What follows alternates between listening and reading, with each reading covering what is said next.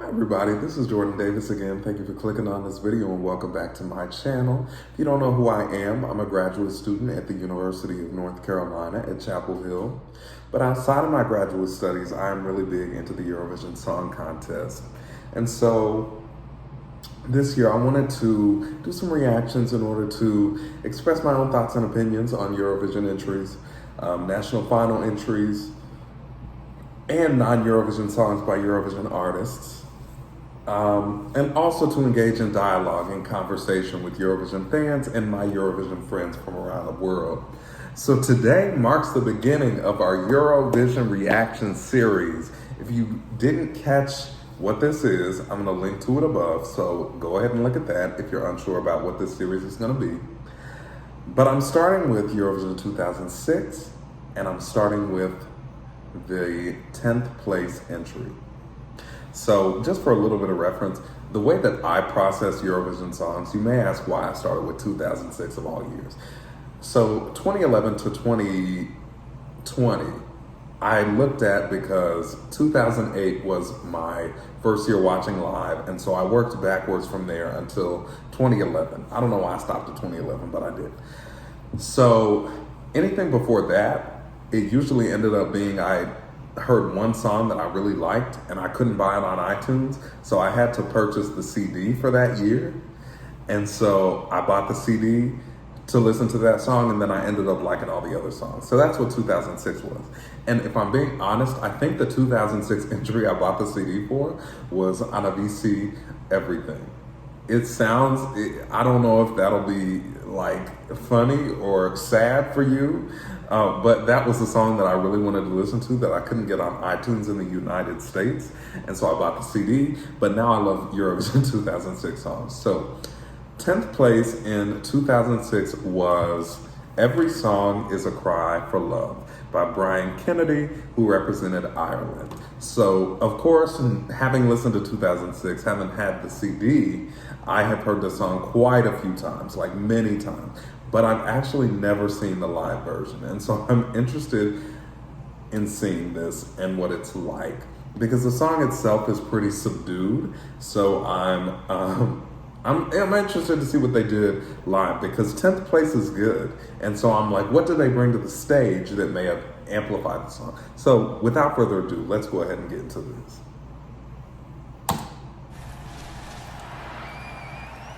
I'm taking my notes so I can make my little summary video at the end of the 2 weeks. That's not what I pictured he looked like when I had listened to this song for this whole time. But I love this song. Let me put my other headphone in.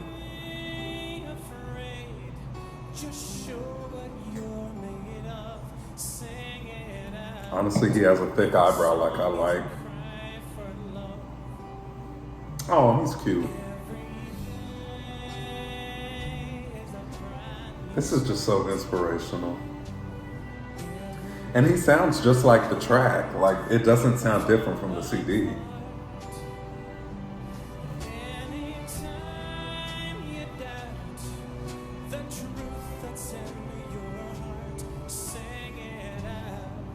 Every song is a cry for love.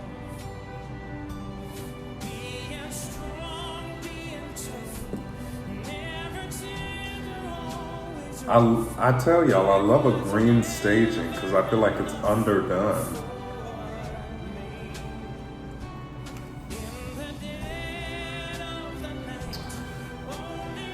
Now this does sound a little bit slower than the CD version. It might not be, but it sounds a little bit slower. Okay, take a knee.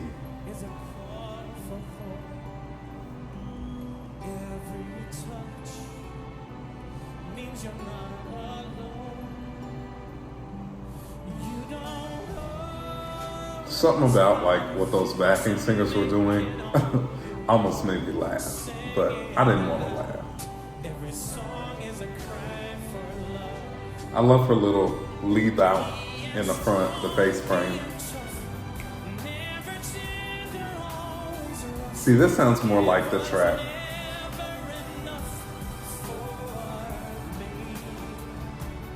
In the dead of the night, only love can hold you tight. Sing it out.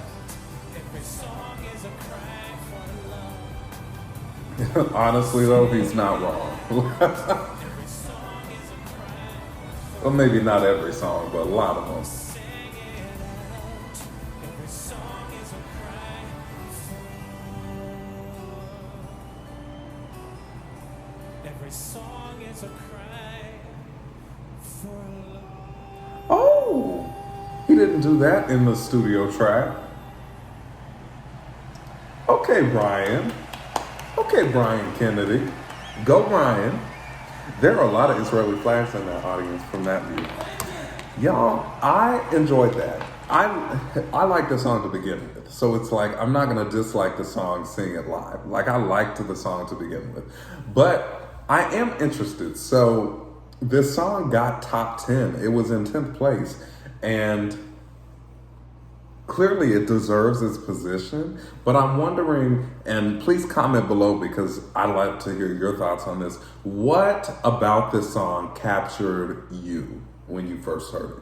Because while I love the song, the staging wasn't like captivating. And maybe this is because this was 2006 and not 2016. You know, maybe I'm too used to seeing newer Eurovision years. And so I'm like, anachronistically placing my expectations for like Eurovision today onto Eurovision 2006.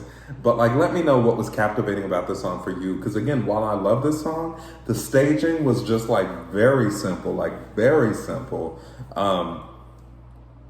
But again, that doesn't mean I loved it less because I loved it coming in, and so I loved it seeing that. I mean, clearly he's a handsome guy, like he's very handsome. He has a strong eyebrow like I like. His vocals were totally on point. They were totally like the track, and I really appreciated it. I love when an artist can sound like themselves on the track, on the audio version. On the studio version, I should say. So anyway, I am really happy reacting to that, and I think that was a good entry to kind of get me into the mood of this Eurovision 2006 reaction series. And so be on the lookout for my next reaction. My next reaction is going to be to the song that I said got me here, Everything by Anabisi, representing Greece in Eurovision 2006. And so I'm really excited to react to that next.